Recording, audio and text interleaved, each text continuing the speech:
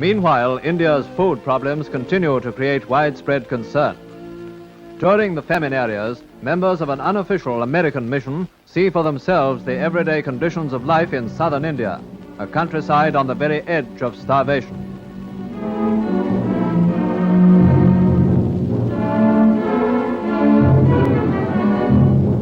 Drought has added to the troubles of Madras, where large water tanks are completely dry. Desperately, the peasants try to deepen a well in the hope of finding water. Even rivers, once large, have shrunk to tiny streams.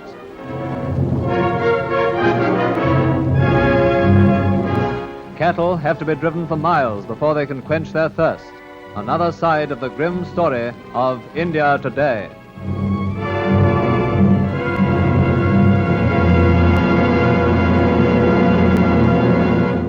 The past decade has been one of turmoil and tumult for the United Kingdom. From economic austerity to Brexit, the country has limped and lurched from crisis to crisis.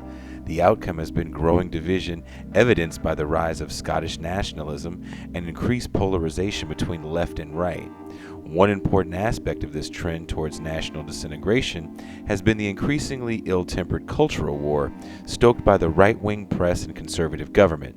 As in the United States, part of this battle is being waged over history, with the Tory establishment and their allies at the Daily Mail and Telegraph whipping up hysteria about attacks on British heritage in response to critical academic studies on the country's imperial past. How does history feed into British national identity? How was the empire remembered?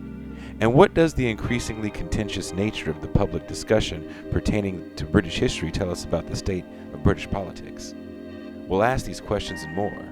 This is Revolution.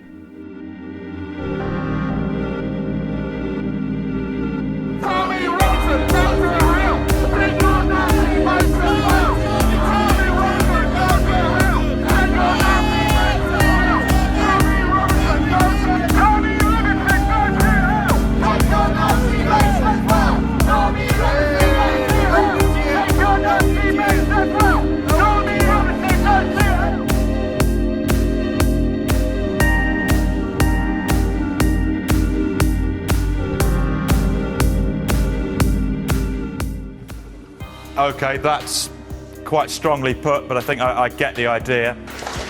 So, the English Defence League has been organising protests around the country in recent weeks. The first was here in the northeast.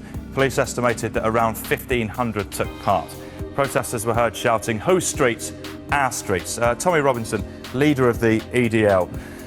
You can assert until you're blue in the face that these are peaceful protests, but your supporters were heard shouting racist abuse. How do you explain that? What racist abuse? You know, I can't say it we've just been talking now about racism. At this time on television. We've been talking about racism.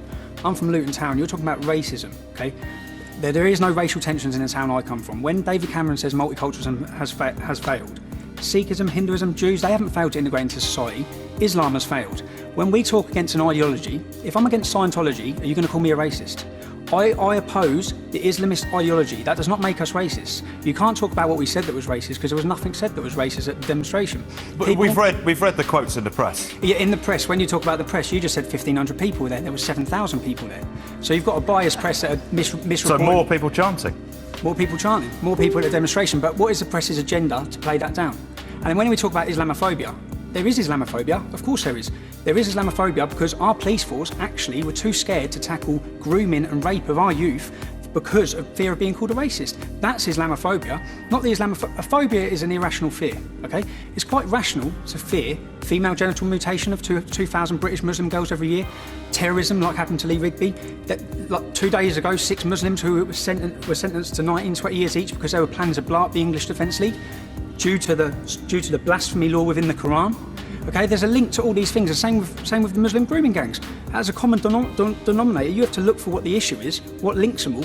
They're all Muslim. Speak for a minute, please, and Tommy. Of course, Mr. Robinson, there are no paedophiles who are white, and white people have never bombed anyone else's country. 87% of grooming cases are Muslim, yet 5% of the country is Muslim. You spoke. Yeah. Let me speak.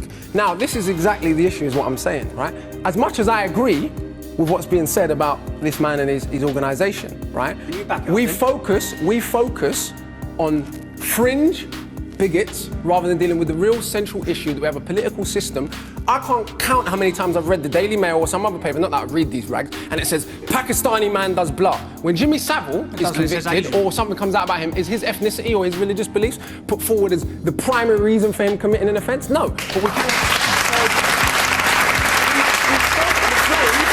stoke the flames of this kind of bigotry, right? And then act shocked when it comes out. No one's prepared to explain what I've said that's bigotry or racist. 1 second. For those who don't know, Baghdad was the intellectual, cultural centre of mathematics and art and science about 1,000 years ago for quite a long time. No one blames Islam for that.